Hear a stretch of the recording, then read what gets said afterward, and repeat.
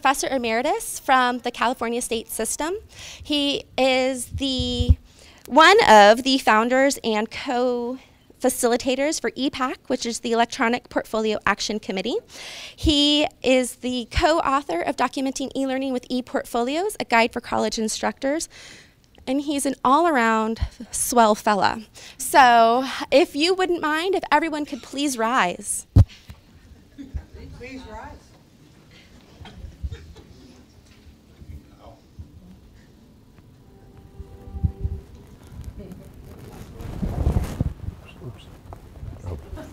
Sorry about that. Okay.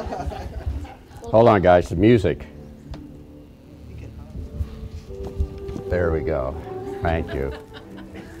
So I imagine all of you, or most of you, attended the graduation recently and probably wore the same attire from the Middle Ages. I'm glad that we could do that transition. I'm wearing this today because I have to do it 10 more times for a return on investment. I'm proud of my doctoral gown. I was really particularly proud when my first university asked me to be the student marshal. And I thought, what a great, honor. And then I realized it was only because it was purple. And they could say, line up behind the big grape. But let me stop the music for a second. There we go. It's interesting that we have the garb from the Middle Ages, and you now may be seated. The garb from the Middle Ages at our most sacred ceremony, graduation. And we're in Alaska where tradition is important, and it's sort of great in higher education that we still have this tradition. A tribute to the past. But there are some things. How many of you have a gown like this, right? How many of you know how to put on the funny little thing? Yeah, isn't that the normal faculty thing? Does it go this way? Does it go that way? Usually someone around will help you. Yeah, somebody around will help you.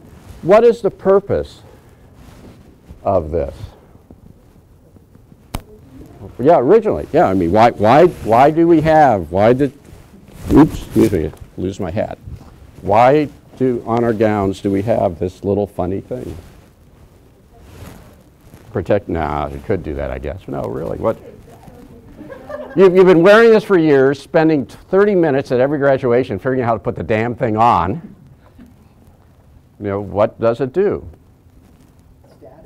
What? Status. It does, yeah, it is status, because if you're a master's, you don't get this, right?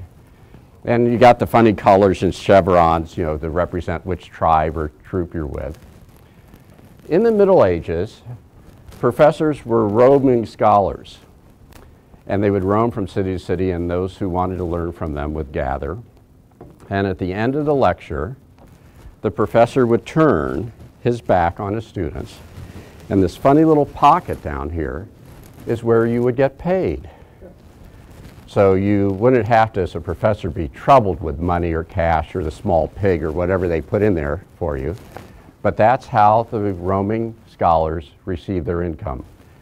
I understand, well, I don't know about here, but in California when we had a budget crunch, they were thinking about doing that for us as faculty. And you may have similar challenges here. But anyway, let me get out of the funny garb. But the reason I talk about that is there was a practical purpose for this gown. And traditionally we may wear it after that practical purpose has left. And so today, I'm going to talk a little bit about some of the traditions we have in higher education that may have in fact outlived some of their value, and we need to look at some other ways of attacking problems about documenting student learning. So I assume all of you had a diploma at some point. Where is yours hanging? Yeah, in your office? It's up on the wall there? Yeah. I went to Northwestern for all my diplomas, had them up on my wall. It was a little, I don't know, disconcerting because I really don't think it's a good idea to go to the same institution for everything. But I claim I did it over a 12-year period, so really the school morphed during that time. Really the problem was that each year the quality of education got worse, but the investment was higher, so I had to promote it. Anyway, but this diploma is what your students got at their graduation ceremony, I assume. Do they give them the diplomas? No, what do they give them? They give them a folder? They give them a folder because if they haven't paid their library fines, they're not going to get it. What's interesting, I got these in, I'm going to date myself, 1971, 1975, and 1978. But they're really not that much different from Northwestern when they were doing it in 1871, whatever that would be. So why haven't they changed? Well, they previously obviously weren't designed to deal with the future that we have with digital education. In fact, transcripts, which I'm going to talk about, are still paper-based, I assume, on this campus. If a student wants a transcript sent somewhere, what do they do? Anyone? Order online. They order online. You can get a digital version. You could get a digital version. That's good. And you could send it to. We're moving that way. But most, you still get a print copy also if you want. And most of the universities had to figure out how to make them do funny colors so you couldn't Xerox them. Now the problem is that copies are more clear than the originals. Okay. So these transcripts and this ceremony diploma represents how institutions for a long time have been documenting learning. But the day and tomorrow, and I assume the time that you had beforehand prepping for this and the amount of harassment you'll get later to continue doing this, will be to figure out how to use electronic portfolios to document learning. So a little disclaimer, mention I'm a faculty member at CSU Monterey Bay. I currently am working with our teacher education program, which is a statewide teacher credentialing program.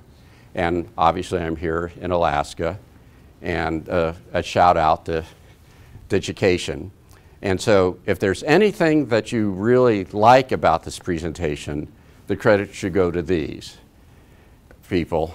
If you don't like it, it's all my fault, okay? So, because I may say some things that clearly aren't the party line, but at least I think are true. Let's go. Okay. How did I get involved? How did my journey in electronic portfolios start?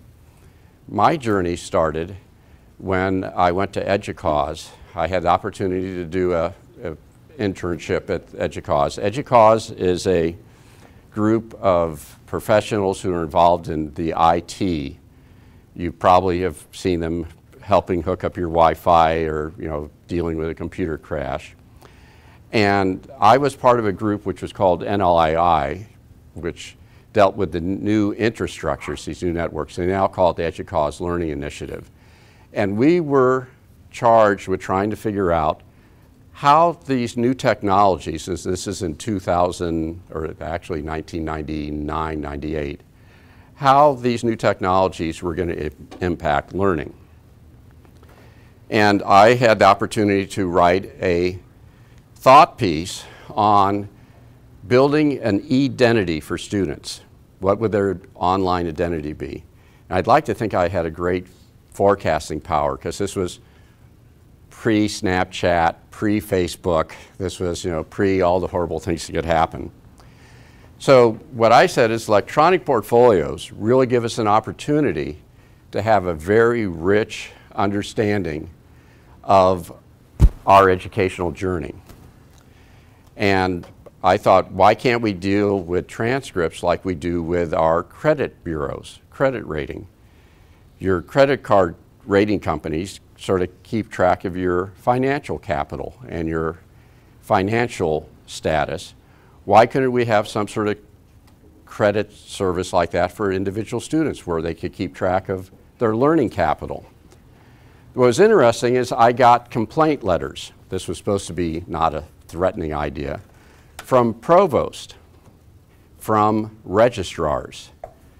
The thought was, how would I dare imply that students should be able to keep track of their educational records that was the role of the university, and that task had been given to the registrar for the official documentation.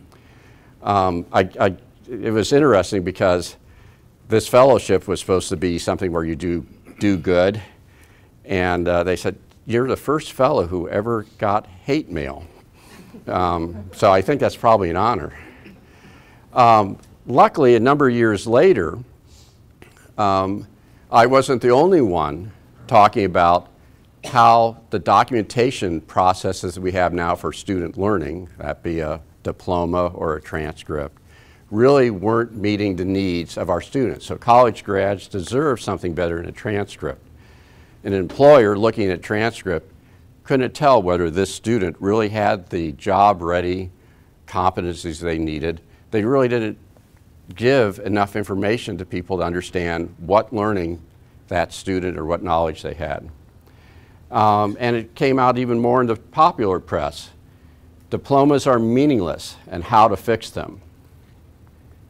And then there was a big idea in 2014, degrees based on what we know, not how long we spent in the classroom. Let's not measure butts and seats, but let's really have some documentation that really demonstrates learning. And in this hyper-connected world, that probably should be some electronic form of documentation. And in today's society, those communications are happening all the time. So if there's a political uprising, you go to see what's happening on Twitter. Whenever I have to find a location, I'll do a snapshot. You know, this is the building. Yet in our educational institutions, which are those places with great telecommunications capability, we're not really documenting the learning in ways, I should say, on most campuses, because on this campus, you've had an initiative to change the way you document student learning. So up to this point, much of the documentation of student learning in Facebook represented just red cups. And you have to explain to some of the students that their record of student learning probably has to be a little more carefully vetted and represented. You smiled, you had this challenge with someone. I had this challenge with my daughter, when she was posting on Facebook, saying, you claimed you want to run for office. Some of the things you're posting may eliminate that opportunity. Okay, e-portfolios and folio thinking. I'm going to focus on documenting learning and our official ways of doing it. That's the transcript, record of learnings. But on the workshops you're going to later today, we're going to talk about electronic portfolios and how you can use them and engage with them. But I want to give credit to Helen Chin, and this is the definition that Helen started with back in 2000. Purposeful selection of artifacts together with reflections that represent some aspect of the owner's learning. And although there's been lots of different definitions and a lot of different ways of looking at it, this one is one that has worked out for me as I've gone on my journey dealing with how to implement electronic portfolios. And hopefully we'll go to the next one. And Helen Chin also came up with the idea of folio thinking, sort of a different mindset. And that was one of the challenges registrars had when we started approaching them about how you might use electronic technology, documentation of student work, authentic examples, because it didn't fit their thinking of what a registrar does.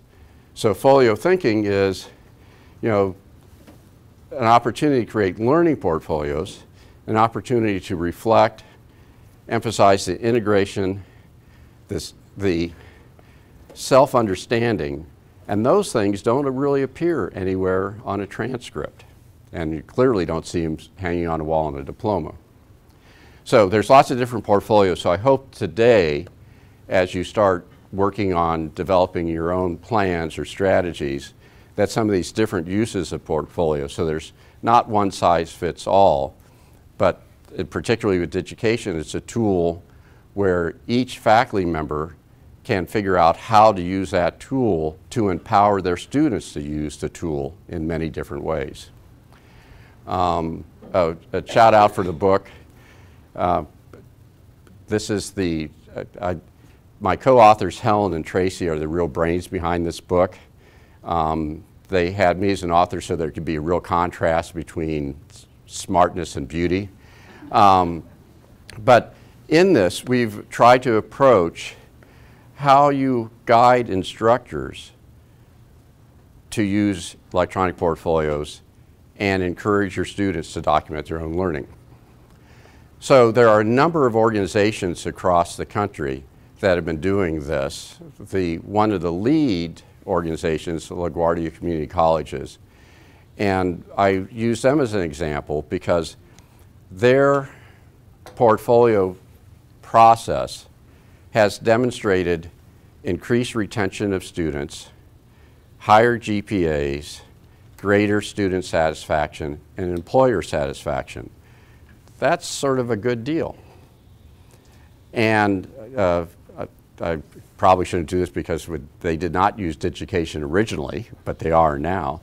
But originally they used a tool that was not designed to be an e-portfolio, just their course management system, which said it wasn't a tool, but it was the folio thinking that made this successful. So although much of the time you may think you're trying to learn how to put something into the portfolio or make it physically work in the tool, the secret sauce is really the thought behind that. Now it is interesting that the LaGuardia group, once they really matured, they realized they needed a tool that was more effective and easier to use and more transparent. And so now they use it on how many campuses, Jeff? You mean what? Education? Yeah.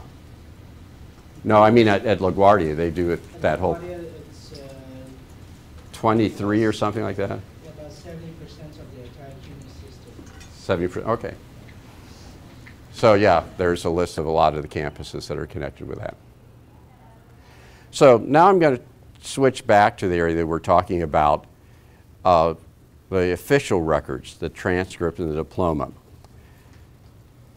The registrar at Stanford, rather than sending hate mail, really reached out to Helen and Tracy and I to think about how might we actually integrate portfolios with the formal transcript. So this is what a transcript looks like at Stanford University. I think on the back side there's a big check, you know, sort of you owe your life, you know, but this is what the front side of it looks like. And they started working on what they consider the next generation student record. And that is a combination of an electronic portfolio and a transcript. So just like the gown that I wore from the Middle Ages, it's going to take a little while for institutions of higher ed to change. I guess you know the question, how many faculty members does it take to change a light bulb? How many? Change? So no, the other comments, people said, no, it just takes one because the earth revolves around them and it twists it out, but that's slightly different. So it's going to take a while for an institution that still uses the garb from the Middle Ages to change. But think back, there are a number of people here who I see a little bit of gray. So you might remember when you were really upset when a phone number had a lot of 9s or 0s in it, because that little rotary dial. I have a cartoon that my daughter sent me when she was dating boys, and the cartoon says, I think he's a good guy, he has a landline. You know, so those changes happen much quicker than we thought, but those changes in higher education probably aren't going to happen at the pace that some of the technology changes has happened.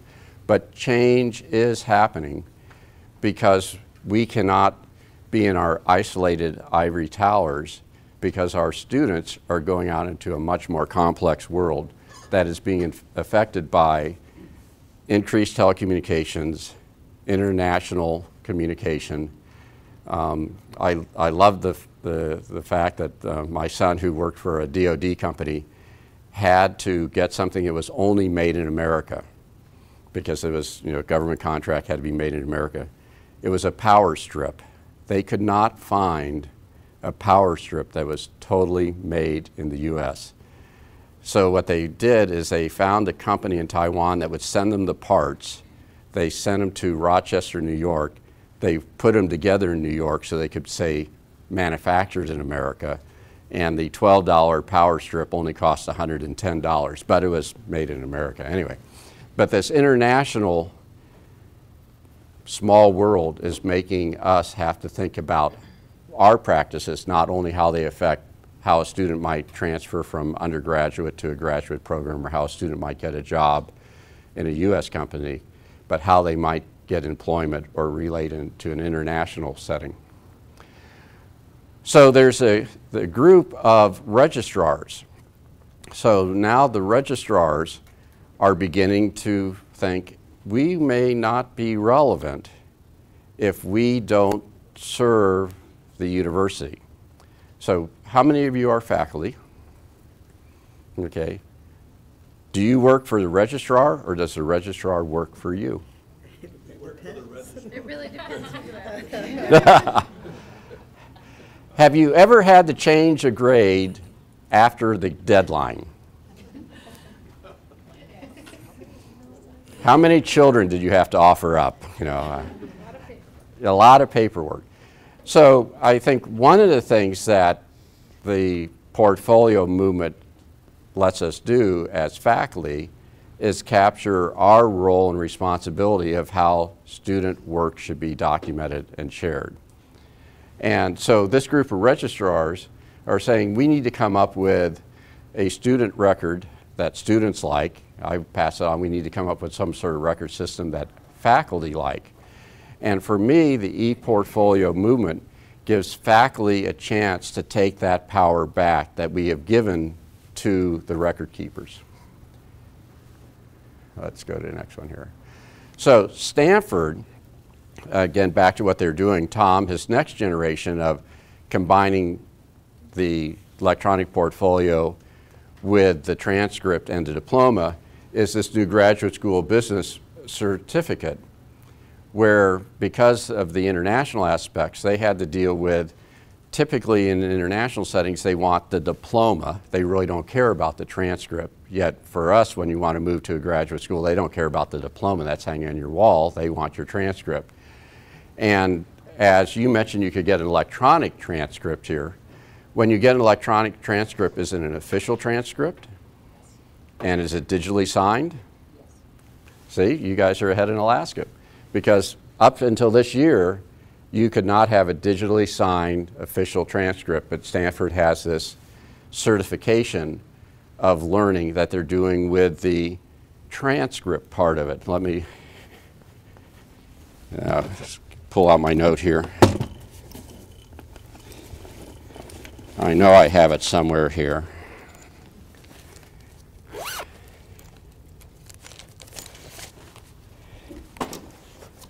Well, it's not here. I know I have my transcript somewhere in here.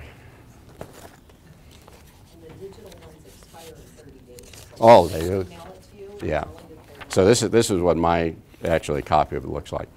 Anyway, so at Stanford now, truly certified and documented copies of this exist. But their next challenge is how to get that same certification, the authentic acknowledgement of things that aren't just a sheet of paper with numbers on it, but actually their learning experiences. How do they take things that students put into their electronic portfolios and make sure that those people looking at it could say, yes, this student did do this internship. This student does have this skill. We have observed this student in the classroom or in the field doing this activity. So rather than a in advanced biology, we have documentation of the lab at Stanford where the student helped the chief scientist develop a new drug or a new cure. So that's the direction that Stanford is trying to do in terms of expanding what the registrar does. And what's interesting with Stanford is they did go out to their faculty, and the same question that I asked, who do you work for? They realized the faculty really didn't like the registrar's office that much, primarily because of the hassle they had putting in the grades and the hassle the students have getting the grades out.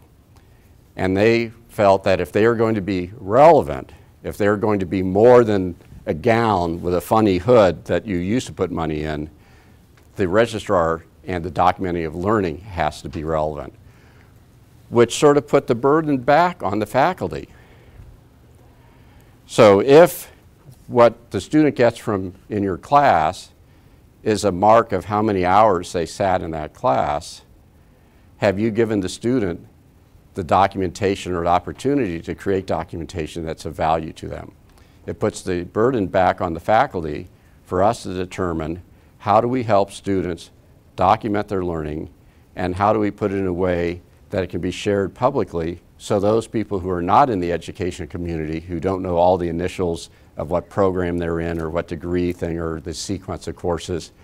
I assume as a faculty here there are certain numbers of courses everybody takes. I could have you rat off. I mean, for me it's C101 starts and you go C23 and then we go up to 400, but we actually jump back to 200 courses which are more advanced at 400 because we ran out of numbers, but anyway.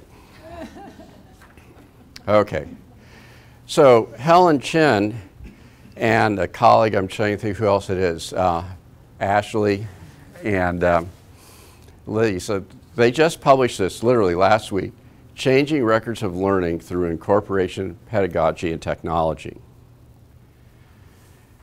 And it's a great read. I'll give you the Cliff Notes. The Cliff Notes that says documenting learning isn't just a retrospective, oh, let's look at that, take a picture of learning. It really is the pedagogy which makes a difference. It's how you teach the assignments that you give. So the example that my sort of first aha moment was when I was teaching a graduate course, and I essentially stopped using the course management system, stopped using my class notes, and said I'm going to do everything through an e-portfolio, folio thinking process. And we really use it as a sense of exchange of communication, because I had sort of a model, this was a graduate seminar, that learning is really just a discussion. It's a transaction between the students and the faculty. So I started the class with sending them a portfolio. It was the portfolio of the class. Here were the class objectives. Here were the schedule of the assignments, the time we were going to meet. That was sort of a portfolio, but it was really a syllabus in portfolio form. And then I gave them some instructions. And the instructions were, I want a resume, and I want to know something about your career goals. And they sent that back to me. I reviewed those, and in the 14 weeks of the class, we sent these back and forth. At the beginning of the class, I was very prescriptive, saying, give me a vita, give me this information. As we went through the class, I gave less direct instruction as they were doing their projects and sort of said, well, just tell me what you're doing. Give me an idea of what challenges you have. And then at the end of the class, I sent them a blank portfolio and said, at the beginning of the class, this is the goals and objectives I had. This was your resume and the goals and objectives you have. How are you going to demonstrate to me that you met that? So I used the e-portfolio as the basis for a course. The power of this was that most of the students in that class still have those portfolios, and a number of them submitted with various graduate applications. So I realized that I stopped doing the sort of traditional, I'm the college professor, lecture assignments back and forth, but created an environment of sharing information, sharing the work, reviewing it, letting the students reflect with each other because they share their portfolio. So pedagogy is really, I think, at the heart of successful portfolio implementations. And it will be very different, I'll get to very different across different disciplines, different skill levels. But yesterday we were in a K-12 school. What school was it, Paul? Polaris. Polaris. A first grader showed me the video of her reading publicly. She was very excited about it. She said it's a little wonky because somebody walked in the camera, but she said, you'll get the idea. After reading, I said, well, what else did you do? And she said, well, I'll show you my math work. And she says, because I really like that. And I realized the process had empowered her to take charge of her learning. And the process that I used with that graduate seminar let my students take charge of their learning. You had a question. Yes. How many students did you have in that class that you were doing all of this? Oh, yeah. I always get that, right? In fairness, it was only 14. But I have learned, and anybody know AOL? Come on, give me a break. You're not that, you got mail? Okay. You used to have it, okay. Because what you came up with was sort of, what do you do? When I was teaching at California State University, Chico, the #1 party school, twice while I was there, I drew the short straw and got the large lecture, required lecture, not the freshman lecture, but this was the required course when you were a junior. Usually people ended up taking it as a senior because they kept putting it off. Monday Night Football, so it was not a great course to have. And we set up in AOL keyword Chico. So, and I had the students, rather than buying a textbook, sign up for an AOL account, which was very complicated to do because you normally had a credit card, students that have credit cards, so we had to go through the bookstore, had to convince the bookstore that they were buying something, but the bookstore says has to be something physical. So this, we sold the students, for a semester for $30 an AOL disc, which was really fun because the students are saying, I'm paying for something that I get 400 of them in the mail. So the first assignment I gave the students was to have, I sent them an email, because you could do that as a blast. I said, send me back your goals and objectives for this class, and what do you want to do when you leave from the campus? 175 people wrote me that. And then I got about 175, why haven't you responded? And it was that moment that I decided the next email will be, this is your partner, and start sending things back and forth. So yeah, I think there is a challenge for this dialogue going back and forth. So there are ways of allowing students to do much of that exchange.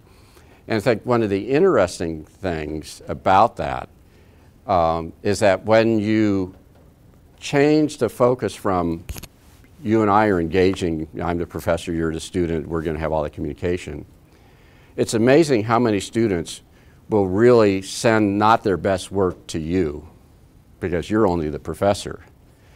But if you're going to show it to the whole classroom, or it's going to be to the guy or gal that they're trying to figure out what they could ask to the out after class, the quality of the work raises to a higher level. So the more public it is and the more people who share it.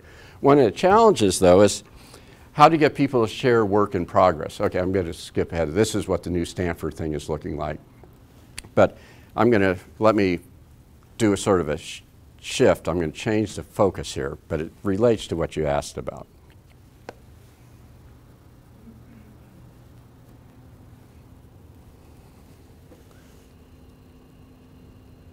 Okay, why is it not working?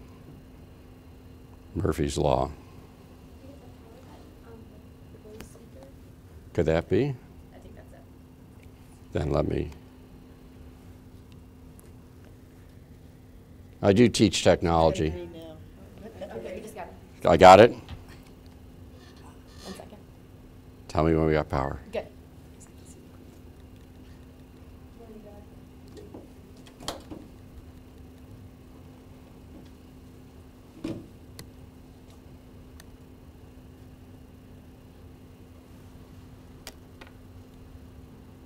stand before you today to apologize. The system has failed you. Hold on, guys. We'll give it one more try, and then otherwise I'm just going to. I have the same technology.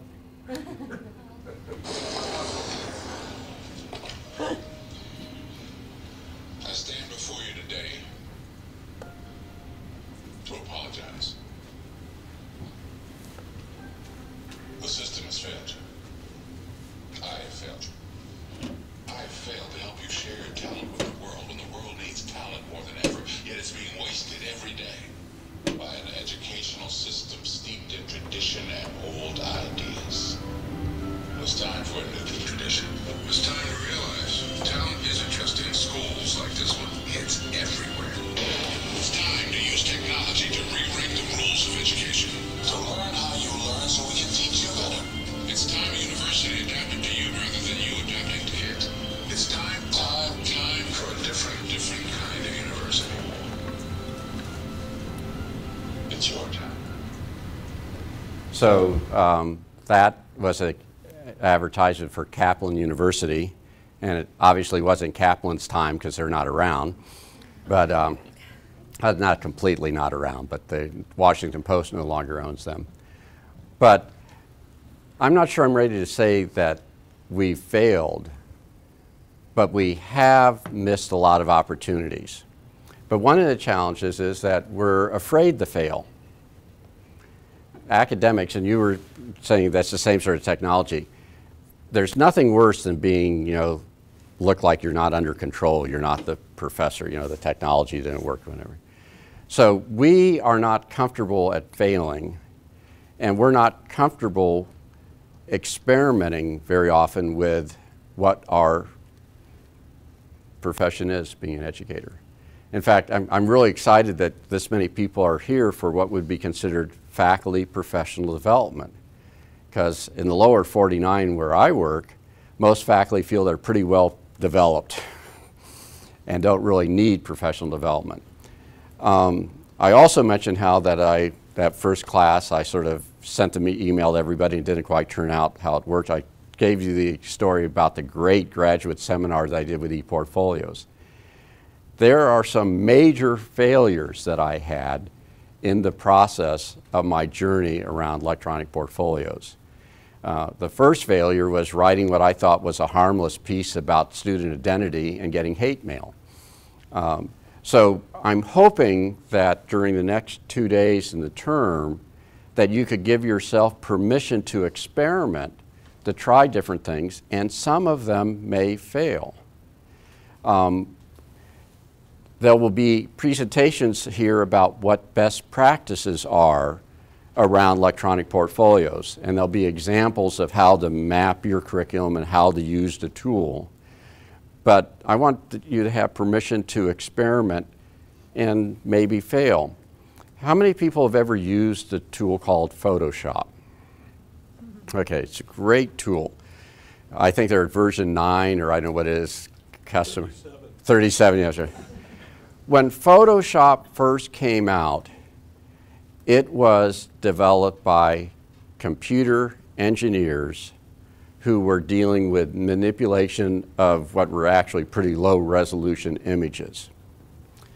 It sort of got picked up by the photography community, and you have all these filters and effects and all these different things. Now Photoshop has everything but the kitchen sink. It can even make me look good. Almost all the changes that have happened over the years of Photoshop and its longevity has been to things that they put in that they didn't even know was needed or existed until people experimented with it and tried it. So for a portfolio community, portfolio thinking to grow on this campus, we have to have a group of faculty who are really willing to explore and try new things and maybe use the models that are presented, but if that model doesn't match what you think are the needs of the students or your ability to communicate with them, try it. You're really not going to fail. Again, recently, how many get this newsletter Inside Higher Ed? Okay, so it was interesting because here was a Princeton professor who published a CV of all the programs that rejected him. And you could go online and see how the program degrees I did not get into. He talks about his PhD program he didn't get into, his graduate course in medicine. The scary thing is I think that's over 1 million views. You know, here's a guy who, you know, has listed all his failures. Turns out he was even a failure at that because it wasn't his idea. You know, he was really copying somebody else's idea that came up with an idea of a curriculum of failures. But this person wrote the article about a curriculum of failures or CV of failures, but didn't post his own. So this guy from Princeton was clever enough to post his own. And then I found Sarah's, which I loved. Sarah's portfolio here of failure talks dreams she had and lost at the finish line. Roles in the Student Association I've applied for, never received. And looked at her interests. She doesn't even list herself as being good at golf or Photoshop, you know, just 1 star. But at the end of her resume of failures, the jobs and project scholarships and dreams I've had that are mentioned above are only a few of the ones I've applied and wanted really badly, not to mentioning startups I've tried and created and quickly left. But wow, no words can describe how much I've learned from my experiences, especially in the failures. So it's sort of, over the next couple days, be willing to think outside the box. So one of the challenges I have with portfolios is getting students to document their work over time. Students don't like to show work in progress. So when I was doing portfolios, I say, I want you to keep your first draft, and I want to see throughout the whole thing. At the very end of their projects, they wouldn't show the stuff at the beginning. So this is terrible, this looks bad. But I say, there's a value in a portfolio to see your mistakes and see your failures, and then be able to look back at them over time. Unfortunately, I use this example. This is Ittelson era 1983. You're watching Ittelson era 2016. So there are some old things that really don't get better with age. So, and that's me not getting better with age. But the power of having some of your failures or work in progress as part of a portfolio is an area that I think most people and most faculty don't think about. I had one student in particular who resisted greatly, even if he was resisting portfolios in general, because he was not the strongest student in the class, and we were sharing all the portfolios. And we showed the first draft of a project and the last draft of the project, and we were doing it publicly. And he didn't want to show it because he said, I'm never going to be as good, and he named, you know, the top student in the class. I'm never going to be as good as that student. But I said, let's look at the first draft of that student and the last draft of that student. That student was naturally gifted, and in fact, the first draft and the last draft really weren't that different. In fact, that student spent this at that time it was a 12-week course, 12 weeks with me, and I really couldn't identify anything that I did to help that student. At least you didn't see it from his first work to his final. But the student who was so concerned about showing, because his work wasn't quite at that level, but his was the greatest growth in that class. And when he showed his first draft and then the last draft publicly, there were applause in the classroom, which the best project didn't get. You know, everybody hated that kid anyway. But so I like Thomas Edison. And if you can do the same sort of permission to the students to experiment that you have, it will even be greater, because students need to have that feeling of safe. We create a safe environment in the classroom. Portfolios can be scary because they are more public, more visible. But if you have this idea that failure is not failing, but it's just 1,000 or 100,000 ways of something that didn't work. So now you have a university that has embraced a technology, a pedagogical approach, but the hard work will be yours. Now, I'd like to, Paul has been in the portfolio business since caveman time. You and I go way back. Yeah. You saw the drawings. Yeah. So that's part of the challenge, and it sounds like you have a registrar who's already technically fancy, or at least can do digital documentation. Now the challenge will be for my wife to tell me which is, that's the hook? Okay, that's it. See, I have a quality, yeah. Keep me humble. Okay. So the challenge for you in the next day and a half is to start this journey, but like all journeys, it starts with one step. Actually, most journeys start with a cash advance, but the first step in moving forward. So I'm going to end, though, trying to look towards the future. And what time do I have, Bob? None. Thank you. Okay. The future is coming faster, so we're going to make this fast. If you have an opportunity, you've heard about Bitcoin. There's an organization, and if you go to Marketplace on the radio, a model for higher education where all learning counts. Imagine it's 2026 and you're one of a billion people using a new digital platform called the Ledger. Your Ledger account tracks everything you've ever learned in units, called EduBlocks. This video from the Institute for the So I'm going to go forward. You could go to the Institute for the Future and see this video on EduBlocks.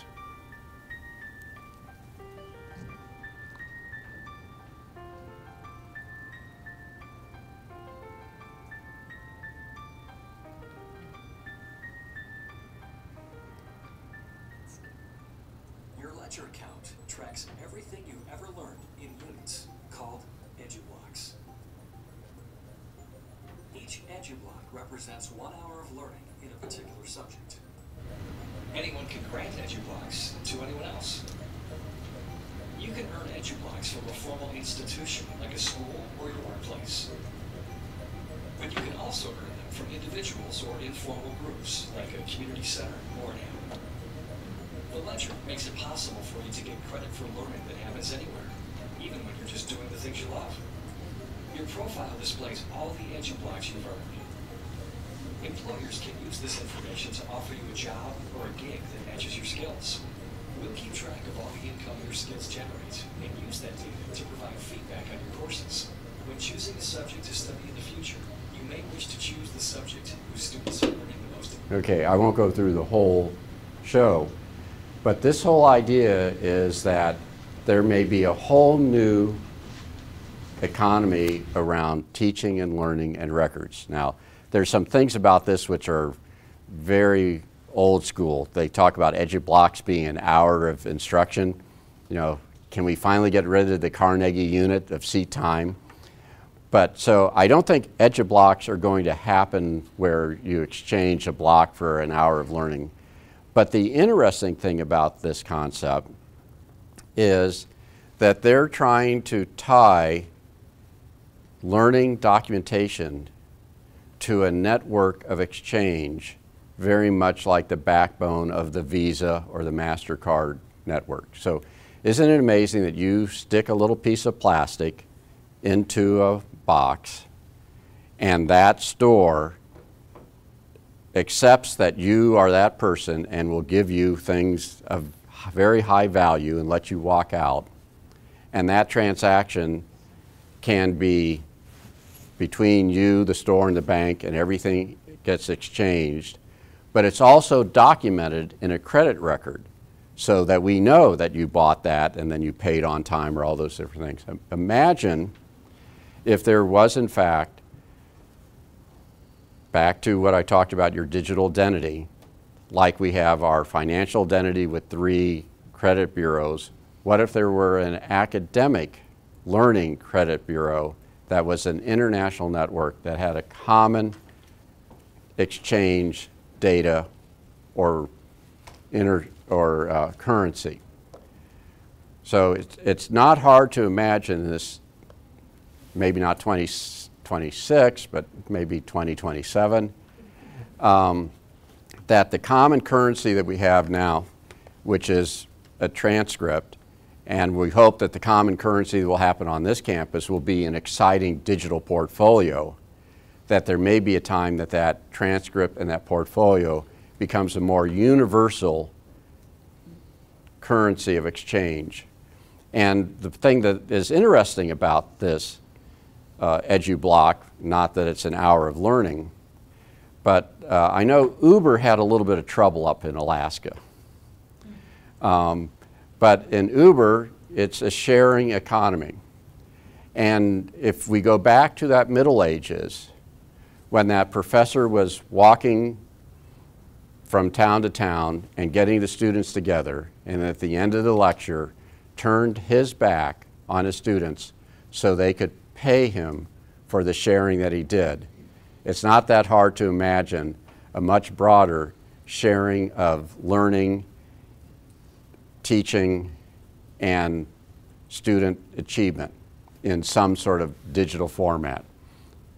You had a question. Yeah, you just triggered something for me in that last bit in an unexpected way, you know, because I worked years ago during the Bosnian War with a lot of Bosnian refugees who were very well educated but couldn't get the records because it depended on them being able to get back to where paper was stored, and paper was destroyed. And, you know, so it's kind of interesting that there could be an electronic record for people, so they weren't so dependent on that. Yeah, no, and as I said, we've done it with finances, we've done it with so many things. Why haven't we done that with what is our greatest resource, human capital?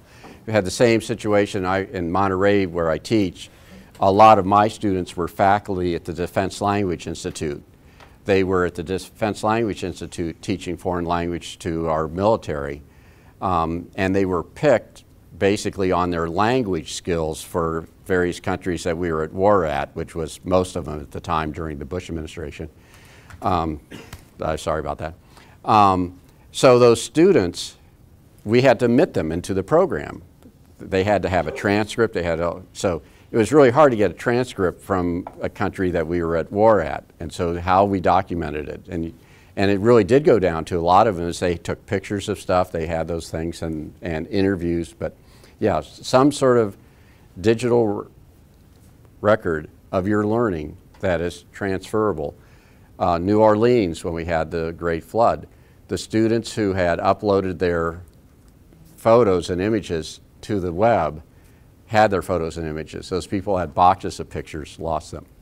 So I will end with,